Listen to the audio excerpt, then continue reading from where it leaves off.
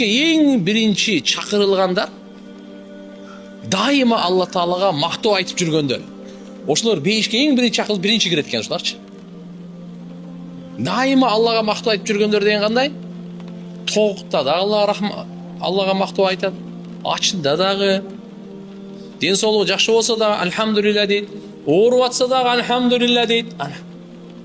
Иши жүрүшүп кетсе дагы альхамдулилля, жүрүшпөй калса дагы альхамдулилля, курсанчылык болсо альхамдулилля, кыжалат болсо дагы эле альхамдулилля.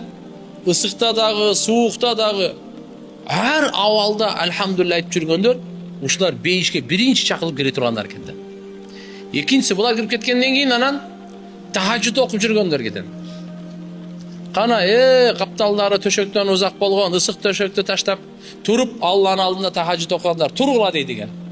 Бир канча адам турат экен. Силер бейишке кириле, анан кийин эсеп кететти баштайбыз дейт экен. Ошон үчүн иншалла Алла субханаху ва таала ушундай улуу пайгамбарга үммөт кылып койгонуна чексиз шүгүрлөө.